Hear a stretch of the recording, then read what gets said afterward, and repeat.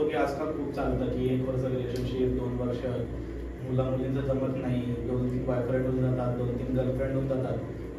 तर असं तुमच्या दोघांनी असं काय केलं की तुमचं एवढा वर्ष रिलेशनशिप टिकलं आणि आता लग्नापर्यंत पोहोचलं? असं काय युनिक केलं तुम्ही जे तुम्ही सगळ्या आपल्या मित्रांना सांगा? आमचं युनिक म्हणजे आम्ही ज्याला आम्ही सगळ्यात जास्त क्रेडिट देतो ते म्हणजे आम्ही जी सिक्रेसी ठेवली त्याला. आमच्या दोघांचेही म्युच्युअल फ्रेंड्स होते. आम्ही एकाच वर्गातले असल्यामुळे, एकाच शाळेतले असल्यामुळे, एकाच शहरातले असल्यामुळे आमचे म्युच्युअल फ्रेंड्स भरपूर होते.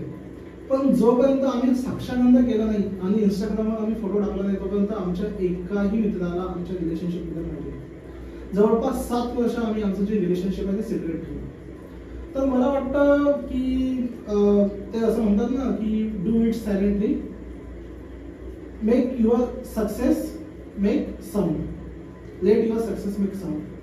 ठीक आहे. तर आम्ही असं केलं. आम्ही जवळपास 7 वर्ष सिक्रेसी ठेवली आणि आम्ही तेव्हाच आम्ही पब्लिक केलं आमचं रिलेशनशिप जेव्हा आम्हाला पूर्ण खात्री झाली की आता आम्ही कधीच वेगळे होऊ शकणार नाही.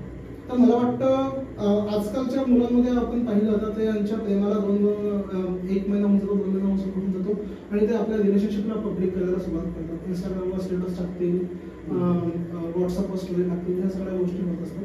त्याच्यामुळे मी पूर्ण क्रेडिट देईन की आमच्या सिक्रेसीला. म्हणजे खरं म्हणजे हा आमच्या दोघांमधला पॅक्टच होता की जोपर्यंत आपलं साक्षगंध होत नाही तोपर्यंत आपण कुणालाच काही सांगायचं नाही.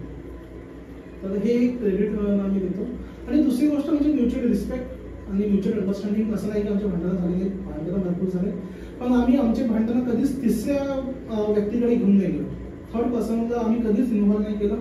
जे काही भांडणं होते ते आम्ही दोघांनी सोडवले.